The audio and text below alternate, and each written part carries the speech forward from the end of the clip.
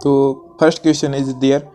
तो पहला क्वेश्चन है मेगावाट बिजली के नापने की इकाई है जो, तो इसका ऑप्शन आपका ए सही है, उत्पादित की जाती है। देखिए इसके बारे में थोड़ा जान लेते हैं। मेगावाट बिजली के नापने की इकाई है जो विद्युत उत्पादन केंद्र से संपन्न कराई जाती है, और 1 मेगावाट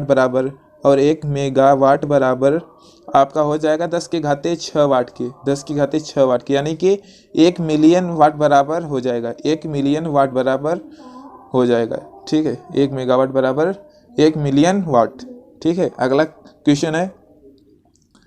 क्वेश्चन है वायुमंडलीय दाब को मापने में किस यंत्र का प्रयोग किया जाता है? तो इसको मापने के लिए बैरोमीटर का प्रयोग किया जाता है, इसलिए आपका ऑप्शन क्या है, बी सही है। ठीक है, बी आपका ऑप्शन सही है। और बैरोमीटर के बारे में भी थोड़ा जान लेते हैं। जैसे पता चल गया कि वायुमंडलीय दाब को मापने के लिए बैरोमीटर का उपयोग किया जाता है।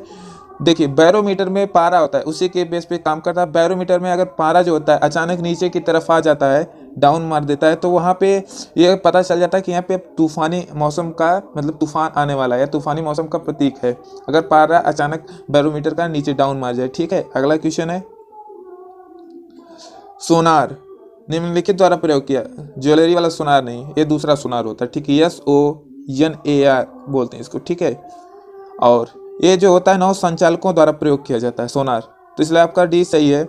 और सोनार का प्रयोग देखिए नौ संचालकों में लाया जाता है, इतना पता चल गया आपको, लेकिन इसकी सहायता से सागर में डूबी हुई वस्तु की स्थिति जानने में किया जाता है। ठीक है, और इसमें जो होता है पराश्रव्य तरंगे होती हैं, सोनार से जो तरंगे निकलती हैं वो पराश्रव्य तरंगे होती हैं, पराश्रव्य तरंगे। ठीक है, नेक्स्ट क्वेश्चन देखते हैं। नेक्स्ट क्वेश्चन है समुद्र में नदी की अपेक्षा तैरना आसान होता है क्योंकि समुद्री जल नमकीन होते हैं। ठीक है, समुद्री जल नमकीन होते हैं, इसलिए आपका ऑप्शन क्या है, ए सही है, NaCl। ठीक है, NaCl तथा अन्य लवणों की अधिकता के कारण समुद्री जल नमकीन होता है। क्या होता है, नमकीन होता है। फलतः अतः समुद्री जल का घनत्व अधिक हो जाता है, किसके कारण, NaCl और अन्य लवणों की अधिकता के कारण इसका जो घनत्व होता है जल का समुद्री वो अधिक हो जाता है। तथा जब अगर आपका घनत्व अधिक हो जाएगा तो आपका उत्प्लावकता बल होता है वो भी अधिक हो जाता है, इसलिए समुद्र में तैरना आसान हो जाता है। ठीक है, वो जो उत्प्लावन बल कार्य करेगा वो हमेशा आपको ऊपर की तरफ ले जाने में मदद करेगा, तो अधिक उत्प्लावकता हो जाता है, तो इसलिए आपका तैरना आसान हो जाएगा। आइए अगला क्वेश्चन देखते हैं।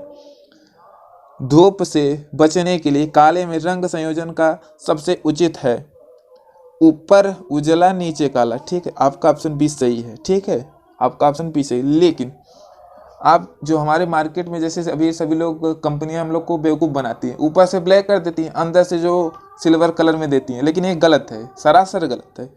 क्योंकि ऊपर हमेशा जो होता है हमेशा उसको सफ़ेद कलर देना चाहिए, उजला कलर, क्योंकि अगर कोई धूप की किरणें आती हैं तो वो सीधे परावर्तित हो जाए। ठीक है, अगर उसी की जगह पर हम काला कर देंगे तो अवशोषण कर लेती है, क्योंकि आपको पता है ब्लैक रंग में, काले रंग में सबसे ज़्यादा अवशोषण की क्षमता होती है, वो एब्जॉर्ब कर लेता है प्रकाश को। ठीक है, इसलिए ऐसा कंपनी अभी तक गलत बनाती आई है, लेकिन अब कुछ कंपनियां जो है कि वाइट कर दी हैं, लेकिन अभी भी मार्केट में देखने को मिलता है कि ऊपर काला ही मिलता है। ये बिल्कुल गलत है, इसका विरोध करना चाहिए। आप लोग बाजार में मत खरीदिएगा ऐसा छाता।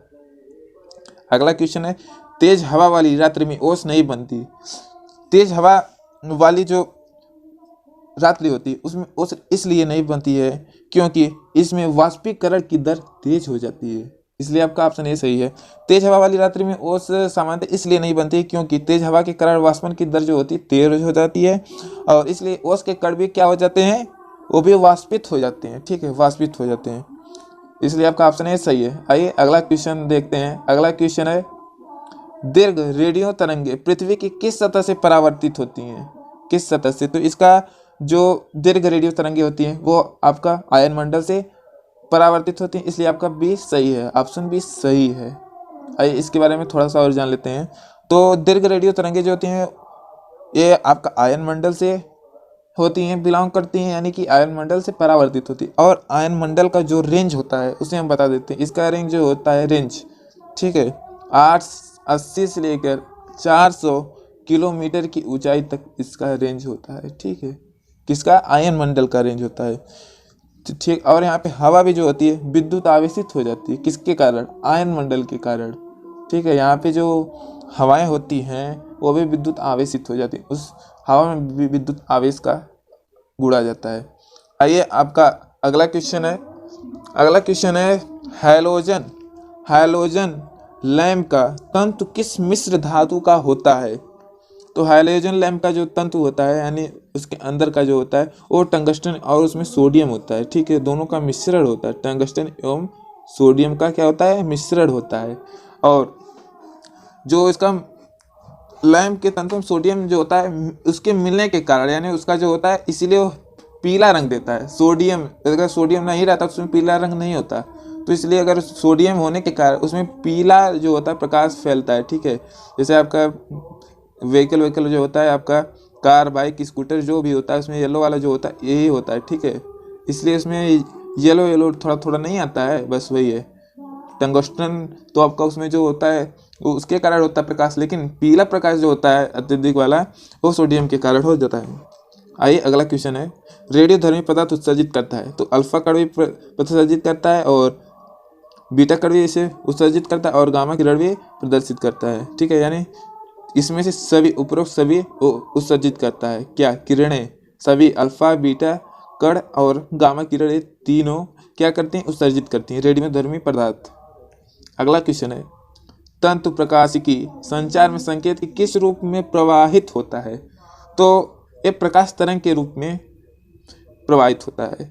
और तंतु प्रकाशिकी संचार एक प्रणाली है जिसमें सूचनाओं को या जानकारियों को एक स्थान से दूसरे स्थान तक, ठीक है, एक से दूसरे स्थान तक ऑप्टिकल फाइबर के माध्यम से प्रकाश बिंदुओं के रूप में भेजी जाती है। ऑप्टिकल फाइबर एक ऐसा फाइबर होता है जैसे अभी आपका नेटवर्क जो चलता है इसका बहुत ही बड़ा नेटवर्क है जो कि पूरे विश्व में, आप सबको पता है इंटरनेट का मतलब क्या होता है, वो पूरे विश्व में फैला हुआ है ऑप्टिकल फाइबर के माध्यम से। समुद्र के अंदर से इसको सारा मतलब अंडरलाइन इसका बिछा दिया गया है ऑप्टिकल फाइबर के माध्यम से, तभी तो इतनी स्पीड हमको नेट प्राप्त हो जाता है। आइए अगला क्वेश्चन देखते हैं। अगला क्वेश्चन बहुत बढ़िया है, मोती की रासायनिक संरचना है। तो मोती की रासायनिक संरचना है कैल्शियम कार्बोनेट CaCO3 के, ठीक है। इसमें आपका जो 85% यही होता है, क्या होता है 85, इसमें आपका कैल्शियम कार्बोनेट होता है और इसमें 2 से लेकर 4% तक H2O होता है, ठीक है। H2O आपका 2 से 4% होता है और इसमें 0 से लेकर 10% कंचियोलिन होता है, ये भी एक पदार्थ होता है, ठीक है। कंचियोलिन 0 से लेकर 10% तक आपका कंचियोलिन होता है। कंचियोलिन एक प्रोटीन है, ठीक है, एक प्रोटीन है। और आपका अगला क्वेश्चन है, पेंसिल का लेड है। तो पेंसिल का लेड जो है वो एक तरह का ग्रेफाइट है, यानी ग्रेफाइट से पेंसिल का लेड बनता है। ग्रेफाइट एवं हीरा, ग्रेफाइट और हीरा जो है आपका, ठीक है, हीरा, ठीक है, हीरा, ये दोनों ही आपके कार्बन के अपर रूप हैं। किसके अपर रूप हैं? कार्बन के अपर रूप हैं। और हीरा सबसे कठोर होता है, आप सभी को जानकारी के लिए बता देते हैं, हीरा सबसे कठोर होता है जबकि ग्रेफाइट हीरे से मुलायम होता है। ग्रेफाइट का प्रयोग पेंसिल बनाने और कई सारे चीज़ों में इसका प्रयोग करते हैं, ठीक है, इसलिए आपका ऑप्शन ए सही था। अगला क्वेश्चन है, शक्कर के किण्वन से क्या बनता है? तो शक्कर के किण्वन से आपका एथाइल अल्कोहल बनता है, ठीक है, एथाइल अल्कोहल। और एक ग्लूकोज और फ्रक्टोज से बनी गन्ने की शर्करा जो होती है उसका रस होता है जिसका आणविक सूत्र होता है C12H22O11, ठीक है, कि किण्वन से एथाइल यानी एथिल अल्कोहल बनता है। एथाइल को ही एथिल बोलते हैं, ठीक है, एथिल अल्कोहल या इथाइल अल्कोहल दोनों एक ही है। दोस्तों 14वें क्वेश्चन की तरफ बढ़ने से पहले हम आप सभी से एक रिक्वेस्ट करते हैं कि आप वीडियो को लाइक कर दें, चैनल को सब्सक्राइब कर दें और अपने दोस्तों के साथ शेयर कर दें, ठीक है। बहुत छोटा सा आपसे रिक्वेस्ट है, मुझे उम्मीद है कि आप लोग जरूर करेंगे लाइक शेयर सब्सक्राइब। तो लौंग में पाया जाने वाला सारभूत तेल निम्न में से कौन सा है? तो इसमें से आपका हो जाएगा यूजिनॉल, आपका ऑप्शन बी सही है, यूजिनॉल। तो लौंग में पाया जाने वाला जो सारभूत तेल होता है वो आपका यूजिनॉल ही होता है, ठीक है। अगला क्वेश्चन है, अग्निशामक में कौन सी गैस काम आती है? अग्निशामक जानते हैं क्या होता है? फायर एक्सटिंग्विशर, ठीक है, फायर एक्सटिंग्विशर, ठीक है, EXT, ठीक है, लिखने में जाने दीजिए।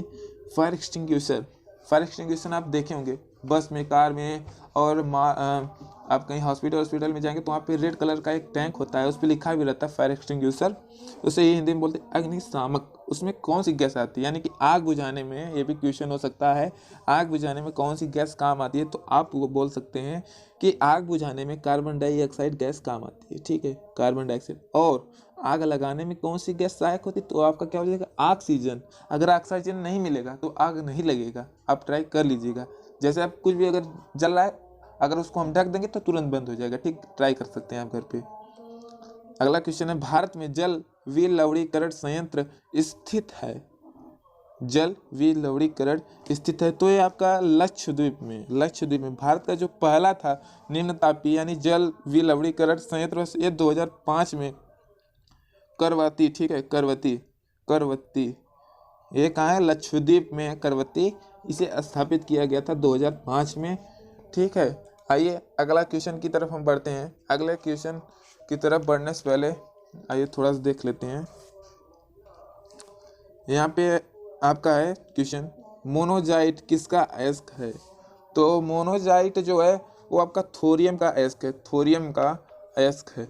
मोनोजाइट थोरियम और लैंथेनम तथा सीरियम का मिश्रण है, ठीक है, मोनोजाइट थोरियम लैंथेनम और सीरियम का क्या है, मिश्रण है। भारत में केरल तट पर पाया जाता है सामान्यतः, ठीक है। और अगला क्वेश्चन है, स्टील में कितना कार्बन होता है, स्टील में जो कार्बन का प्रतिशत होता है वो 0.1 से 2% तक होता है, इसलिए आपका ऑप्शन ए सही है। नेक्स्ट क्वेश्चन है, जंग रहित लोहा बनाने में प्रयुक्त होने वाली महत्वपूर्ण धातु है, यानी कि जो लोहा होता है उसे जंग से, यानी मूर्छा जिससे हम बोलते हैं, ठीक है, हिंदी में मूर्छा बोलते हैं, अपने नॉर्मल भाषा में जंग रहित लोहा बनाने में किस प्रयुक्त होने वाली धातु है, तो उसमें जो होता है वो क्रोमियम होता है। क्रोमियम को लोहे में जो होता है वो क्रोमियम को मिश्रित करके उसे जंग रहित लोहा बना दिया जाता है, ठीक है, जिससे वह एक अच्छा लोहा बन जाता है और उस पर जंग नहीं लगता है, ठीक है, जल्दी। और अगला क्वेश्चन है, कार्बन नैनो ट्यूब्स यानी CNTS किसने बनाई, इसका शॉर्ट फॉर्म है CNTS, तो इसे सर आइजीमान ने बनाया था, ठीक है। तो ये जो सर सुमियो आइजीमान एक जापानी क्या थे, भौतिकविद जिन्हें कार्बन नैनो ट्यूब्स का आविष्कारक भी कहते हैं, ठीक है। कार्बन नैनो ट्यूब किसने बनाई, तो सर सुमियो आइजीमान ने बनाया था। और अगला क्वेश्चन है, मरुभूमि के पादप अधिकतर होते हैं, तो जो मरुभूमि के पादप होते हैं वो मांसल होते हैं, इसलिए आपका ऑप्शन बी सही है। मरुभूमि में जो पाए जाने वाले मांसल पौधे होते हैं वो अब पौधे के कुछ भाग जल को संचित रखने के लिए मांसल बन जाते हैं, मांसल तथा स्थूल हो जाते हैं, ठीक है। और अगला क्वेश्चन है, निम्न में से कौन मानव शरीर की सबसे छोटी हड्डी कहाँ पर होती है, क्या है, तो मानव शरीर की सबसे छोटी हड्डी जो होती है स्टेपीज की हड्डी जो मनुष्य के कान में पाई जाती है। कहाँ पर, किस स्थान पर पाई जाती है, कान के स्थान पर पाई जाती है स्टेपीज नामक हड्डी। अगला क्वेश्चन है, निम्न रक्त वर्ग सार्वत्रिक दाता यानी जो रक्त सार्वत्रिक यानी जो डोनेटर होता है, ठीक है, वो आपका यूनिवर्सल डोनेटर उसको बोलते हैं, डोनर या, ठीक है, यूनिवर्सल डोनर।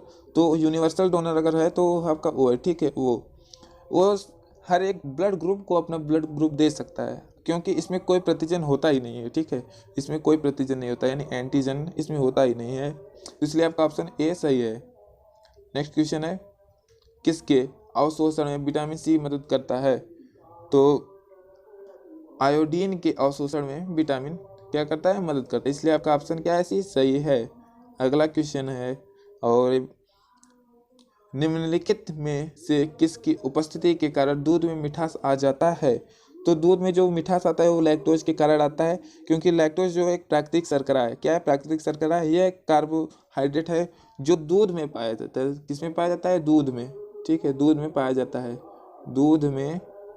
है, क्या पाया जाता है, लैक्टोज, इसी के कारण दूध में मिठास आ जाता है और यही इसकी हल्की मिठास का कारण है।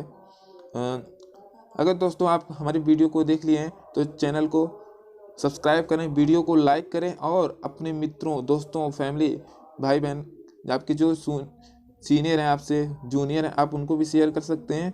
ठीक है, आज के लिए बस इतना ही, मिलते हैं अगले वीडियो में।